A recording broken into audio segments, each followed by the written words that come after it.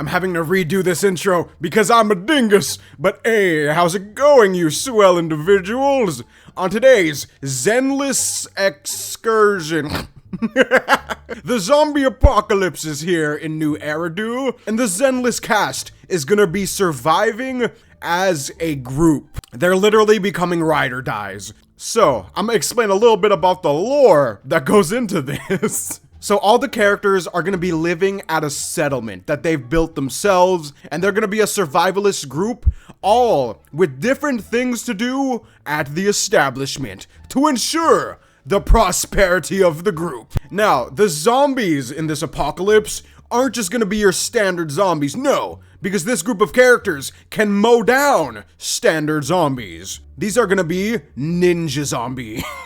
In the first recording of that line, I literally started dying. So yeah, without further ado, let's just get right into it. I wanna start now.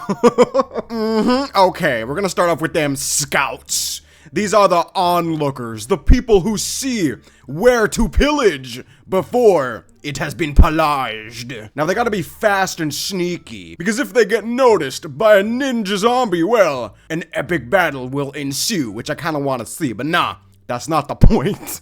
I'ma say Nekomata, yeah, the sly kitty cat is used to fitting in those tight crevices. And her ability to fit into tight spots will allow her to climb a tree and see from a distance, yes. Do cats have good eyesight, guys? I'm not sure. Anyway, she'll have some binoculars to watch from the tree line, and then she'll struggle to get down from the tree.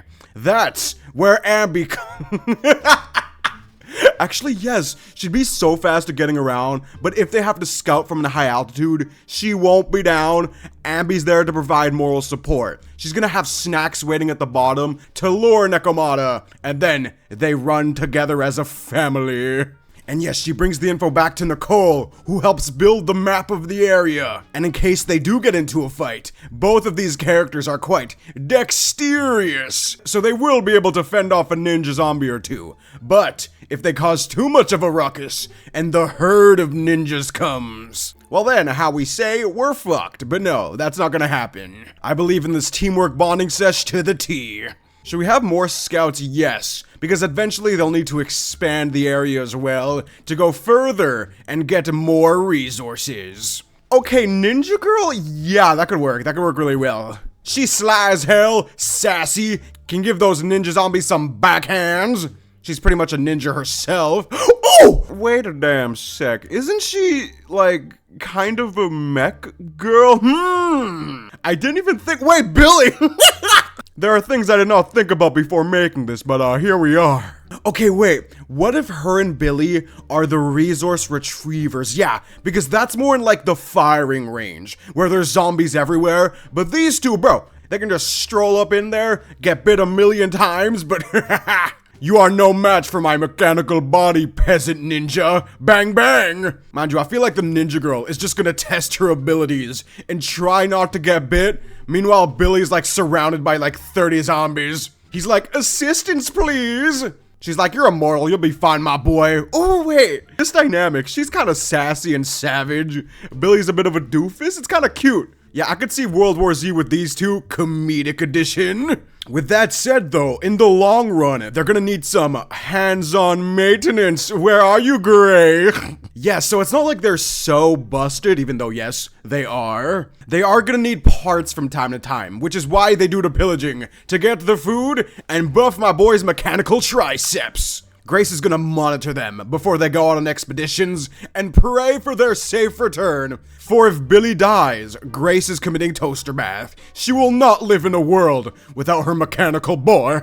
With that said though, I do have to add a tier for Grace. I don't know why I didn't add this at the start. It's kind of a big ass role. The mechanic team? Question mark? Yes, no question mark. There is someone we could add to this. Now, I know we haven't seen much of Peter Piper pick a pack of pickled peppers, but we do know she likes those hot rods, because we saw her in a truck in that one trailer. So I am just gonna go out on a limb and assume she can construct a vehicle. Or no, she can at least hotwire vehicles, yeah. So every now and then, once they clear out an area, She goes with Billy and Ninja Girl, and she gets cars for them to drive back to the safe house. Okay, parts are connecting people, yes. I like where this is going. It's gonna be Mad Maxy after a certain amount of time. After the 17th car has been pillaged and probably customized to look like a monster truck.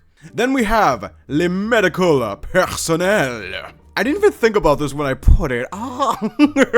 Rena is gonna be the one-woman army for medical staff. If there is someone who knows how to treat them wounds here, I feel like it's gonna be the most mommy of the entire cast. Yes, she will use her maid powers to heal all wounds. Example, if you broke your leg on an expedition, just listen to some ASMR from mommy, and your leg will not be better, but you'll feel better, which is what's important. Your emotions matter. She's also moral support, but I'm sure she can at least treat like little injuries. So yeah, her and her little bangboos are gonna have a medical tent, and they're like, "Irashimasen!" Should we give her an assistant? Yeah, I feel like she needs a little bit of help. Okay, Weiss and Bell. This is one of the few instances where professional hacker isn't really necessary for this company. And by company, I mean zombie apocalypse gang. But since they're both such helpful, adorable people, they're gonna help out in different areas around the block. So, okay, wait. One will help Rena, the other will help the mechanic team, yes. I know Belle knows how to use a damn screwdriver. She be hooking up Eus every now and then, yeah. Speaking of Eus, he's gonna be the MVP. Oh wait, hold up. I gotta add Eus to this shit. An exquisite tear for my son. Now, I know it might be a little difficult to find a charging station when the world is infested with ninjas. But I'm sure, with this group of technological geniuses, they'll find a way. However, that's not to say battery life won't be important, nah. They're gonna only use him when shit hits the fan. Which is why I put him as the second coming of Christ. When all hope is lost, Eus arises, yes! Also, I put helper in quotations here, for the medical assistant. Now we got the builders, the muscle folk. These are the types of people who are building up the wall when the initial outbreak happens and are just moving things. Because we do need some testosterone in the zombie apocalypse. Now, most of the times, characters like Anton over here are the first one dead. But no, this is a PG-13 ninja zombie movie. Besides for the honorable sacrifice thing, but that's not important. We'll get to that after. Oh, I'm looking forward to the tragedy, you have no idea. But yes, I believe the bros are gonna be doing a lot of the heavy lifting around here. I'm sure since everyone here is so nice, they'll have like a bunch of random NPC children running around, and bro, Ben is gonna be the moral support for the children. Sure, he might be an accountant, but he is also a professional piggyback giver. Like, bro, imagine how wholesome that would be, seeing a bear piggyback ride a sad child in an apocalypse. This is the moral support this group needs to survive. And also, since Anton's such a Chad, I feel like him and his bro are gonna build like an underground bunker in case someday the place gets overridden. And since he's probably looking so cool doing it, maybe some of the kids are like, "Sir, can we help you?" And he becomes bros with many different people. He's gonna have his whole gang at this wholesome establishment, yes. Very good, and next up we have the meal preppers. Now, we can kind of tie in the agricultural things. Now, I do believe Corin would be an amazing asset in the kitchen. Bro, again with the morale increase. Corin, I swear, once people come back after a long day of scouting out territory and fighting for their lives against them damn ninjas, they're gonna see Corin trying her best to make a good meal. Bro, it can taste like poo-poo caca, but it's the thought that counts. With that said though, it's gonna taste amazing. There might be an occasional add too much spice because of the clumsiness, but in a world like this, we call that the spice of life. And the amount of head pats Corin would get in this environment would be quite legendary indeed. But we do need some more help in the kitchen. With that said, there aren't any professional cooks here, but Lucy and Corin is kinda cute to think about. Wait, yes, because of the double sides of Lucy, like the professional astute side, and the, "Hey, what you say to me?" side, yes. So if there's anyone complaining about the rations Corin is given, bro, the baseball bat is coming out. All the other people will be like, "Hold him down, he just insulted Corin!" And Lucy delivers the killing blow, yes. There might be the occasional death in this kitchen, but it's wholesome. For a wholesome cause anyway, yeah.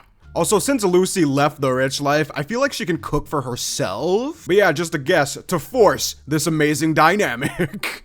Ooh, hold on a damn sec. I was planning earlier to have another scout team until I got distracted by Billy Jesusworth. Wait, what the fuck did I just say? Billy Jesusworth. Why does that roll off the tongue so much? I'm adding that here. Billy Jesusworth. But yes, apologies, got distracted. We need a second scout team. Soldier. Is she gonna do it by herself though? Cause she is the lone wolf. And her and Ambi, 100% never on the same scouting team. I stand by my word, people. They will not be together unless the spinny wheel demands it. With that said though, when the update hits, we will be having the spinny wheel. So who knows, maybe one day, fate will put them in the same team. But that day is probably not this year. So yeah, she is kind of standalone, I think. Miyabi is gonna be like a defender. Ooh! She's a rat. Yes, Soldier isn't gonna trust her at all, bro. I don't know what this queen's role is yet in the story, but a rat in a zombie apocalypse is like a cockroach in its daily life. It will never die and always escape. Jaina kind of gives me the vibe that she would leave whoever she's with to sneak away. Which, to be honest, as a professional survivalist myself, and not wanting to die, I mildly agree with this. But no, maybe she'll form a weird quirky bond with Soldier, because Soldier's always watching her, because she don't trust that rat booty? Okay. And one day Soldier saves her, and then she returns the favor too. Okay, this is very weirdly cute. I'm having fanfics, but yes, there'll be a scout team, even though we know nothing about her. Rats in the apocalypse. Thrive, I swear. Now, as for the lookout, ooh, Soldier would have been a good lookout, huh? I'm gonna say it's kind of the more chill characters. Would Ellen be a good lookout? Okay, here's my headcanon. Lycon is gonna get a shitload of like monster energy drinks and stuff and leave them in the watchtower, because the lookouts will have one watchtower each near the gate to see from afar if the zombies are coming. So Lycon stacks a fridge on the watchtower for his daughter to stay awake. She'd also be an amazing defender of the gate, and the lookout is right next to the gate, eh? See where I'm going with this, people? So yeah, as long as she's caffeinated to high hell and gets the occasional break, I think she'll do a good job. She'll probably have a shift buddy to change with. I think it's gonna be a nice time. As for Lycon, okay, wait, fuck. Why do I feel like he would? Okay, maybe one day, as he's getting Ellen's energy drinks in a nearby town, he gets overrun. No, okay. Ellen has to be with him as this happens, so she gets even more serious about her lookout duties. Yes, we need trauma. We haven't had enough of this in this tier list. And wait, the idea of a ninja zombie werewolf. I need this in a movie, please. Someone write this. We're gonna say the ninja zombies have insanely strong teeth to penetrate the fur. But as Lycon is turning, he holds the zombies back. He's like, go Ellen, you must get back to the shelter. And she's like, I'm not leaving you behind. And he's like, it's gonna be so traumatic, I love it. I sound sadistic as fuck when I say that. But yeah, I think this kind of works out. We haven't had a sacrifice yet. And what better character to do that than the daddy of all characters? Ellen's gonna be the queen of lookout after this, 100%. Let's do some defenders of the gate. Okay, there's a lot of plot we could do with these last 6 characters, and it hurts me. Because you know there's some tragedy sprinkled in, come on. We're gonna remove Sokaku first and talk about Miyabi and the queen.